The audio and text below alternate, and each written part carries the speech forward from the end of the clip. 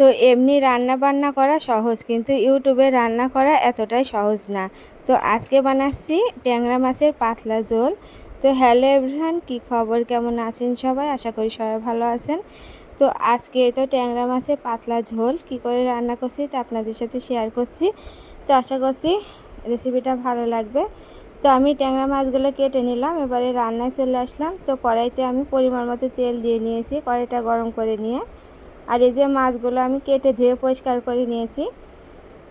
তো এবারে তেলটা গরম হয়ে গেলে আমি মাছগুলো ভেজে নেব। তো আমি দুই চারে মাছগুলো ভাজবো। প্রথম চারে আমি এই তো উল্টে পাল্টে দিয়ে আমি মাছগুলো ভেজে নিচ্ছি, খুব একটা চড়া করে ভাজবো না, এভাবে হালকা একটু ভেজে নিয়ে তুলে রাখবো। তো যেটা বলছিলাম, তো এমনিতে রান্না করা সহজ, কিন্তু ইউটিউবে রান্না করা অনেক কঠিন। তো আমার থেকে এটা কঠিনই মনে হচ্ছে। অনেক অনেক অনেক রান্না দিয়েছি, কিন্তু আমার রান্নাগুলো হয়তো আপনাদের পছন্দ হচ্ছে না, তো সেটাই বললাম। তো প্লিজ ভালো লাগলে আজকের এই রেসিপিটা, তো আমার ভিডিওটিতে একটা লাইক করে দেবেন এবং সাবস্ক্রাইব করে আমার চ্যানেলের পাশেই থাকতে পারেন। আর যারা ফেসবুক থেকে দেখছেন আমার আজকের এই রেসিপিটা, লাইক এবং ফলো করে দিয়ে আমার চ্যানেলের পাশেই থাকবেন এবং শেয়ার করে দেওয়ার অনুরোধ জানাচ্ছি। তো আমি মাছগুলো ভেজে তুলে নিচ্ছি। তো পরের চারের মাছগুলো আমি এভাবে ভেজে নেব। তো ট্যাংরা মাছ যেভাবে রান্না করুন না কেন, খেতে খুবই ভালো লাগে। তো আজকে আমি খুবই সহজ পদ্ধতিতে এই ট্যাংরা মাছের রেসিপিটা আপনাদের সাথে শেয়ার করলাম। আর এগুলো হচ্ছে নদীর টাটকা ট্যাংরা মাছ। তো ট্যাংরা মাছ তো অনেকের প্রিয়, শুধু যেমন তেমন করে রান্না করলে এটা ভালো লাগে। তো মাছগুলো আমার ভেজে নেওয়া হয়ে গেছে। এবারে আমি ওই তেলে শুকনো মরিচ, পাঁচফোড়ন আমি একটু পুড়িয়ে নিলাম। তো এবারে পেঁয়াজ দিয়ে দিলাম। তো আমি পেঁয়াজটাকে ভালো করে ভেজে নেব।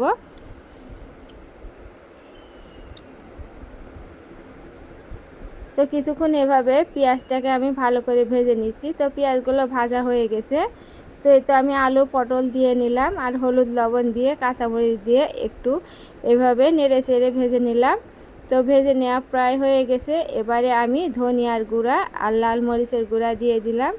তো এগুলো দিয়ে আমি কিছুক্ষণ কষিয়ে নেব। আর দেখে বুঝতেই পারছেন আমার সবজিটা কতটা সুন্দর হয়েছে কষানো। তো পেঁয়াজ দিয়ে আমি এভাবে কিছুক্ষণ ভেজে নিলাম। আর এবারে মশলাটা দিয়েও আমি কিছুক্ষণ কষিয়ে নেব। তো আমার মতো করে এরকম করে ট্যাংরা মাছের ঝোল রান্না করলে খুব টেস্টি হবে এবং খুব সহজ একটা রেসিপি, বাড়িতে তৈরি করে খাবেন। আর আমার আজকের এই রেসিপিটা কেমন লাগছে কমেন্টে জানাবেন।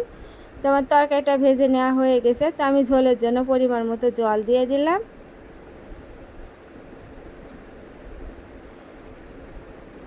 তো একটু নেড়ে চেড়ে তো মিশিয়ে নিলাম। এবারে আমি এতে লবণ আর হলুদ দিয়ে দেব পরিমাণ মতো।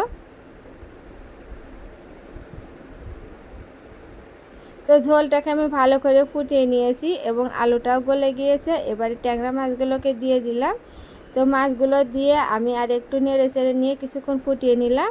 আর এবারে চালের গুঁড়ি একটু দিয়ে দিলাম, ঝোলটা খুব পাতলা যাতে না হয় সেই জন্য। তো দেখুন অনেকটা সুন্দর হয়েছে।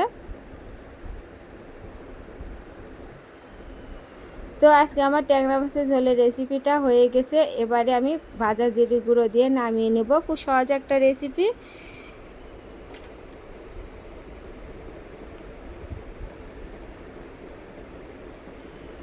তো দেখুন কতটা সুন্দর হয়েছে, আর ঝোলটা অনেকটা পাতলা হয়েছে। তো পাতলা পাতলা ট্যাংরা মাছের ঝোলই ভালো লাগে। তো এই ছিল আজকের রেসিপি। সবাই ভালো থাকবেন, নমস্কার।